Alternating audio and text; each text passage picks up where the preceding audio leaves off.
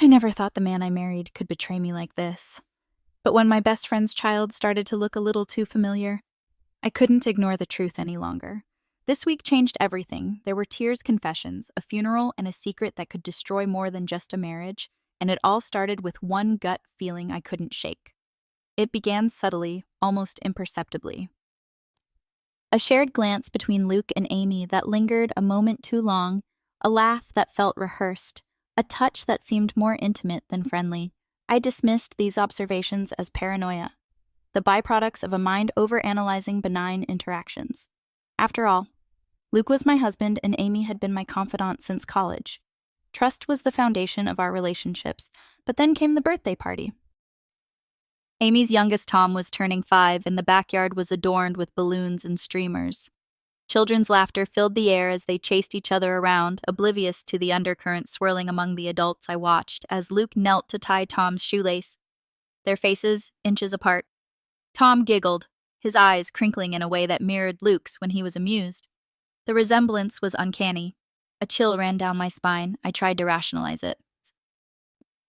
Genetics are funny. Children often resemble family friends. But the seed of doubt had been planted, and it took root quickly.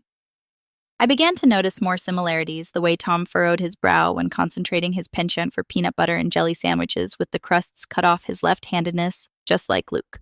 I confided in Paige, another close friend. She listened patiently, her brow furrowed in concern. "You need to talk to Luke," she advised, "or Amy. This kind of suspicion can eat you alive." But confrontation was daunting. What if I was wrong? Accusing my husband and best friend of such a betrayal without concrete evidence could irreparably damage our relationships. Instead, I started observing more closely. I noted their interactions, their body language, the frequency of their communications. I felt like a detective in my own life, piecing together clues that might lead to a truth I wasn't sure I wanted to uncover. Then, one evening, I found a message on Luke's phone. It was from Amy. "Tom asked about you today. He misses you." My heart pounded. Why would Tom be asking about Luke? Their interactions were limited to social gatherings. The message felt intimate, suggestive of a deeper connection. I confronted Luke. He looked startled, then defensive. "You're reading too much into this," he said. "Amy and I are friends, that's all." But his eyes betrayed him. There was a flicker of guilt, a hesitation that confirmed my worst fears. I turned to Amy next. She was evasive, her responses laced with just enough ambiguity to avoid direct lies. "Luke has been supportive," she said. "He's always been there for me and the kids." Supportive. The word echoed in my mind, taunting me. The final straw came when I found a photograph tucked away in Luke's drawer. It was of Tom, taken at the hospital shortly after his birth. On the back in Amy's handwriting was a note. "Thank you for everything. I couldn't have done this without you." The world tilted. I felt betrayed, humiliated, and enraged. The people I trusted most had deceived me in the most profound way. I sought legal counsel. My lawyer advised discretion, suggesting we gather more evidence before taking action. He recommended a paternity test for Tom, but Amy would need to consent. I approached Amy with the request. She was visibly shaken, but agreed. Weeks passed and I heard nothing. When I followed up, she claimed the test was inconclusive and that she had discarded the results. I didn't believe her. Eventually, under pressure, Amy confessed she had never sent the samples for testing. She admitted to the affair, tears streaming down her face, pleading for forgiveness. But forgiveness was a luxury I couldn't afford. The betrayal had fractured my world, leaving me to navigate the wreckage of my marriage and friendships. The trust that once bound us was shattered, replaced by a chasm of deceit and pain. As I sat alone reflecting on the events that had transpired, I realized that the truth, no matter how painful, was necessary. It was the only path to healing, to reclaiming my life from the shadows of betrayal. The days that followed were a blur of silence, paperwork, and sleepless nights. After Amy's confession, I thought the worst was over. But the storm hadn't even hit its peak. Something else was coming. Something deeper, messier, and darker than I had prepared for Jim died 3 days later. Jim wasn't just Luke's uncle. He was the one who walked me down the aisle, a mentor, a second father. He was the one who always said, "No matter what happens between you two, keep the family whole." It was ironic. Life has a cruel sense of timing. He had a heart attack, and though no doctor said it outright, I blamed myself. I showed him the proof. Amy's message, the photo. everything just 2 nights before. He didn't say much, just looked at me and then quietly stood up and left the room. His eyes were red but dry. That was the last time I saw him alive. The funeral was a strange kind of reunion. Luke and I hadn't been in the same space since I found out Amy was there too, standing behind her kids like a fragile statue. The children didn't know why everything felt so heavy. Tom clutched Amy's hand. Carter stood beside me, silent, his fingers curled into mine.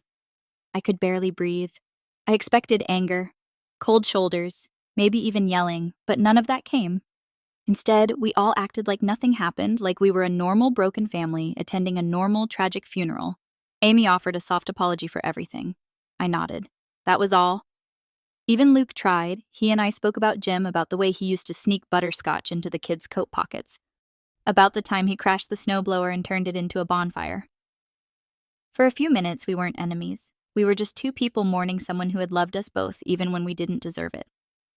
After the funeral, Luke asked to see the kids. I agreed, but only on my terms. Sophie, our mediator and mutual friend, helped structure the visit. No Amy. No talk of what had happened. Just the kids and me and Luke. I watched from the other room. He looked tired, older.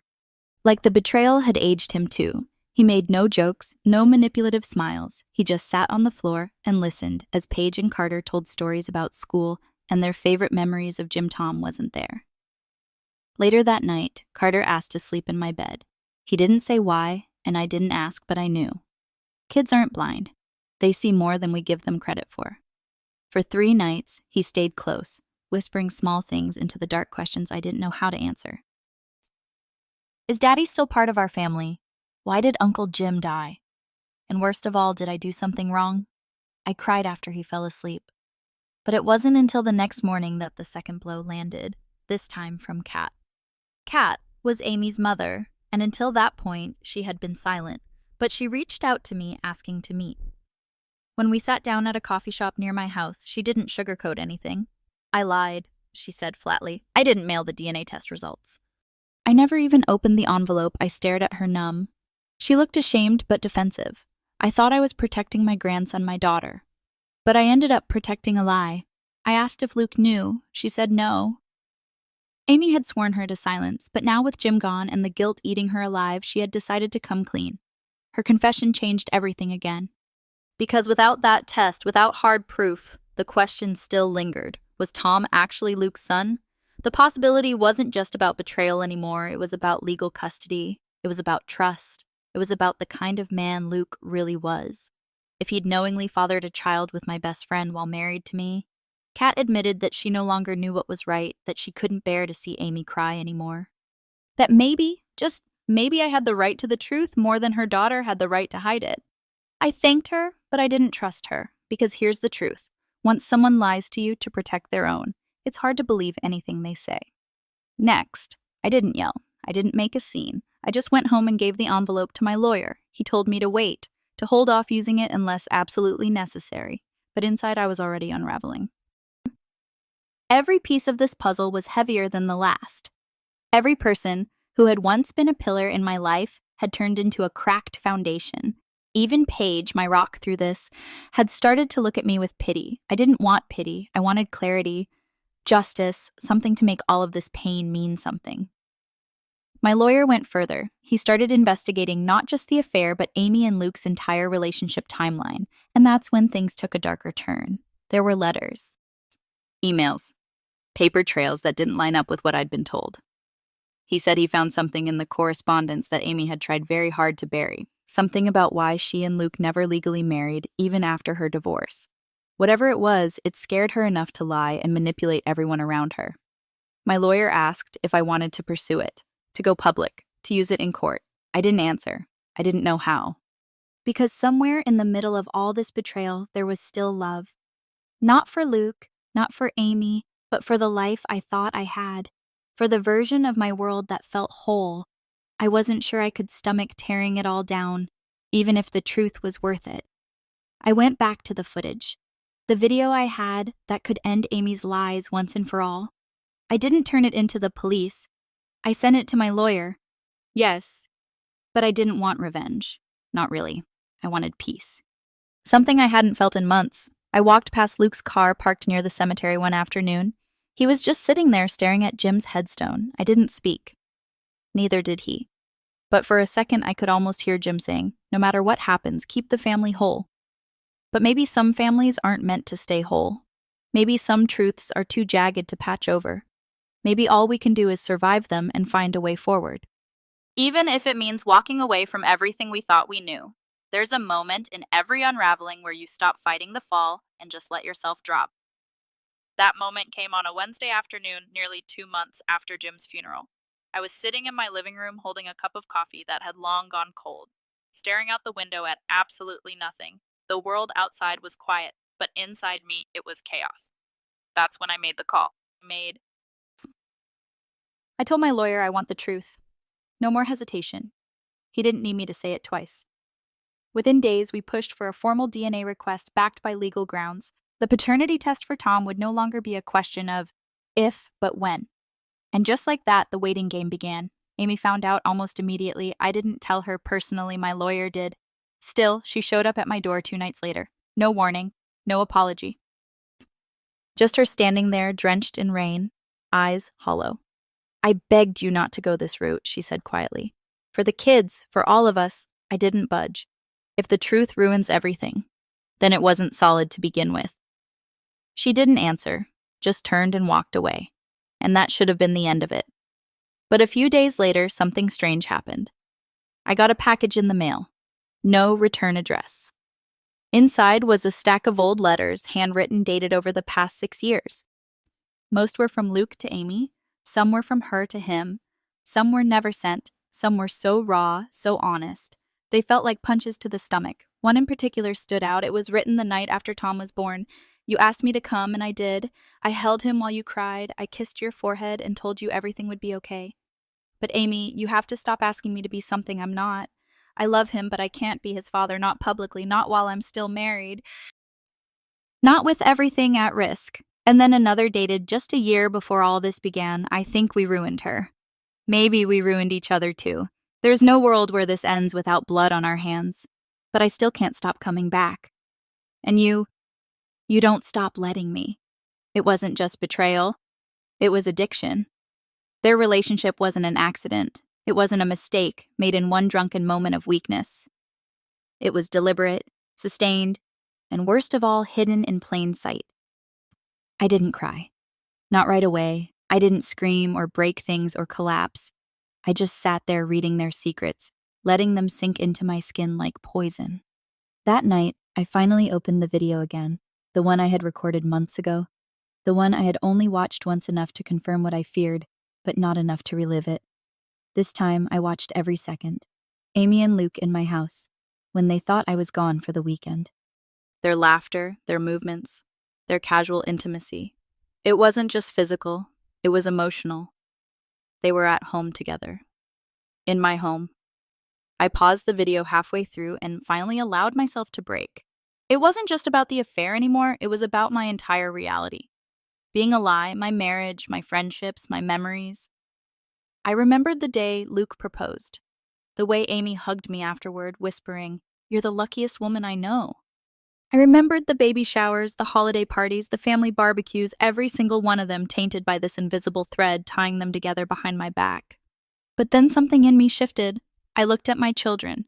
I thought about Carter asking if he did something wrong, about Paige who hadn't smiled in weeks, about the quiet in our house where laughter used to live. And I realized I could drown in this grief forever, or I could use it. I could take everything they tried to destroy me with and rebuild. The next day I went to see Kat. She opened the door cautiously, eyes wary. I handed her the letters. "You protected your daughter. I get it. But now it's your turn to protect the truth." She read one, then another. Her hands shook. "I didn't know it was this deep," she whispered. I nodded. Neither did I. She didn't say much more, but 2 days later she called me. "Amy's agreed to the DNA test," she said. "You'll get the results soon." It felt like the first time in months that something moved forward. When the envelope arrived, I sat at the kitchen table alone. I stared at it for a long time before opening it. Positive Tom was Luke's son. I didn't scream. I didn't cry. I just folded the paper and placed it back in the envelope. The truth had a strange way of bringing silence with it. Later that night, Luke called. "Can I see you?" he asked. I almost said no.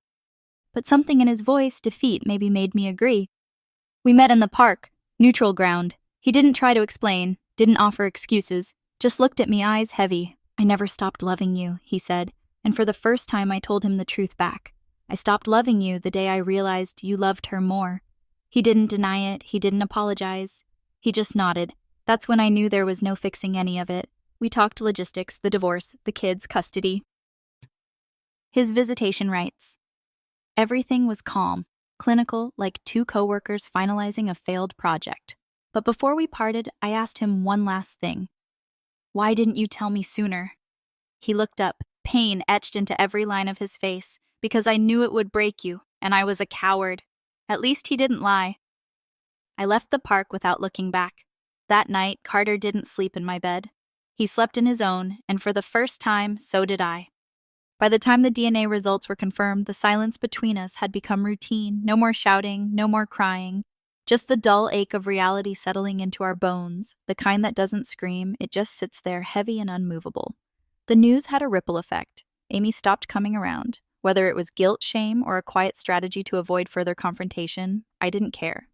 The truth had finally stripped everything down to its core. She and Luke had a child together. And now, there were no more lies to protect. But here's the thing, no one tells you. The truth doesn't always set you free. Sometimes it just traps you in a different kind of prison. Luke started asking about Tom, really asking, not as a visitor, not as an old friend, but as a father.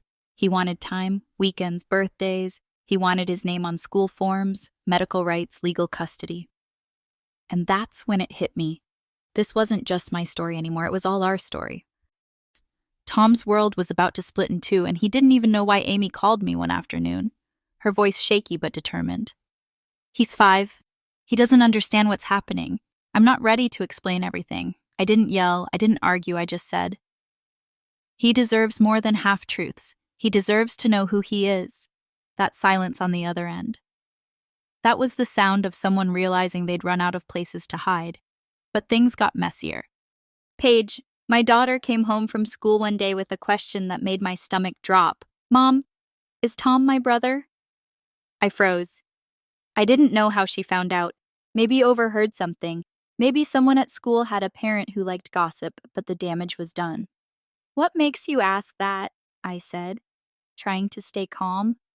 She looked at me with the kind of clarity only kids can have, because Dad looks at him like he used to look at me. That night, I sat Paige and Carter down and told them the truth well as much as I could without tearing their childhood to shreds. "Sometimes adults make choices that hurt people," I began. "And sometimes those choices have consequences that affect more than just them." Paige didn't say much. Carter cried. I held them both and promised one thing. No matter what happens, I'm here, and we're still a family. Even if it looked nothing like the one we started with. The next day, Luke came over. Not to fight, not to apologize, but to see the kids, and for the first time to talk about Tom like he was part of all of us now. He's starting to ask questions. Luke said he knows something's off. "He's not stupid," I replied.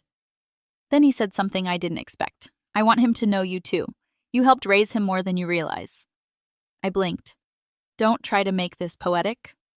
"Luke, I was a placeholder while you played house in secret." He nodded. "No argument, just tired honesty. I'm trying to do right now," he said. "Even if I did everything wrong before, that's when Kat." "Yes." Amy's mother stepped back in. She called and asked if I'd be willing to meet again. At first I said no, but then she showed up anyway. This time she didn't come with secrets. She came with a photo album. "Tom's going to ask questions." "He already is," she said. I figured maybe if we work together we can soften the blow. I sat down at the kitchen table flipping through the photos of a child I once thought of as just Amy's birthday parties. First steps. His little smile at Halloween in the dinosaur costume I had bought without knowing the truth. It hurt, but there was love in those pages too. That's when it hit me. Maybe we were all guilty in some way, of seeing only what we wanted, of choosing comfort over confrontation, of staying silent too long, even me, especially me. That same week, my lawyer reached out again. There was one last piece of correspondence he hadn't shown me. something he found only after a more thorough investigation. It was a private, notarized agreement between Amy and Luke, dated 3 months after Tom's birth. In it, they outlined custody boundaries, financial support, and an agreement never to reveal paternity to anyone, including me. It was signed, sealed, and filed away. I stared at the paper like it was written in a different language. This wasn't just cheating, it was premeditated. I showed it to Sophie. She looked at me with eyes wide, voice flat. This changes everything. And it did. Because now it wasn't just emotional betrayal, it was legal deception. It was years of living with people who sat across from me at dinner, smiled during holiday toasts, and clinked glasses at anniversaries, knowing full well what they were hiding.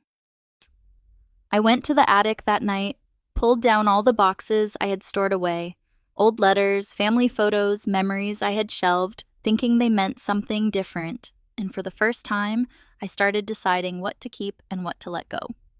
A few days later, I filed a motion to revise custody agreements, citing newly discovered legal documents and grounds for financial damages. I wasn't doing it out of spite. I was doing it because it was finally time to reclaim my power. But just when I thought things couldn't twist any tighter, Amy called again. "I need to tell you something," she said, voice shaking. Something I never told Luke either. I braced myself. What? There was a pause. And then Tom might not be his either. Tom might not be his either. Those words echoed in my head for days. I replayed them in my mind like a song I couldn't stop humming, except there was no rhythm, only chaos.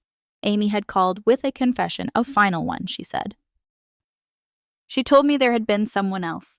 A brief relationship, a mistake she claimed happened during a time when she and Luke were taking space. Whatever that meant. When you're hiding an affair from your best friend. Why now, I asked. Because I can't live like this anymore, she whispered. Everything is out in the open. Except the truth about Tom. And I need you to know before it all explodes again.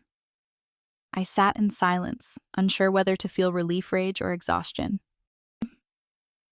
I had spent months unraveling a story I thought I understood, but now it was more tangled than ever. Tom wasn't just a symbol of betrayal anymore. He had become the epicenter of a truth that kept shifting beneath us all. Luke didn't know. Not yet. Amy asked me to be the one to tell him. I refused. I'm not your fixer, I told her. You made this mess. You tell him. And she did. 3 days later, Luke showed up on my porch, eyes red-rimmed, shoulders slumped. She doesn't know, he said she wants another test. I nodded. And what if he's not yours, I asked. Not because I wanted to twist the knife, but because I genuinely wanted to know what came next for him. For all of us. I'll still love him, Luke said without hesitation, but I'll stop lying to him, to myself, and maybe someday to you. That was the most honest thing he'd said in months. The new test took weeks again. Another envelope, another wait. By this point, I was numb to anticipation. I no longer expected closure to come from paper or percentages. I knew now that healing came from the choices we made after the damage. The results were negative. Tom wasn't Luke's son. That single fact undid months of assumptions of courtroom strategies of emotional preparation. It also gave me clarity. All this time, I thought I needed revenge to move forward. I thought knowing everything would give me the power to control the chaos. But the chaos had never been mine to control. It belonged to them, to their choices, to their lies. What was mine was the future. Luke withdrew his custody claim quietly. He still saw our children, still played his role as a father to Carter and Paige. But the war between us? It ended that day. Amy moved out of state shortly after Kat stayed behind. We spoke now and then, cordially, cautiously, but never as friends again. Tom, sweet boy that he was, would grow up with more questions than answers, but he'd also grow up with a truth that was no longer hidden.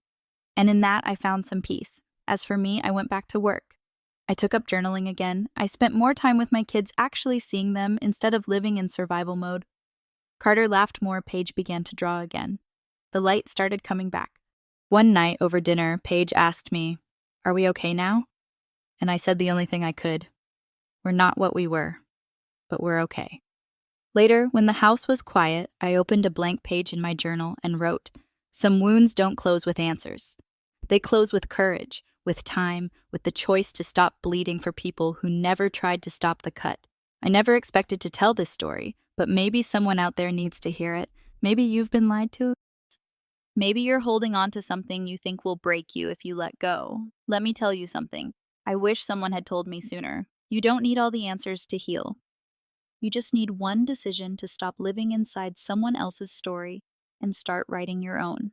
So if you're still here, thank you for listening, for sitting with my pain, for walking through the mess with me, and wherever you are in your own story, I hope you find your way out too.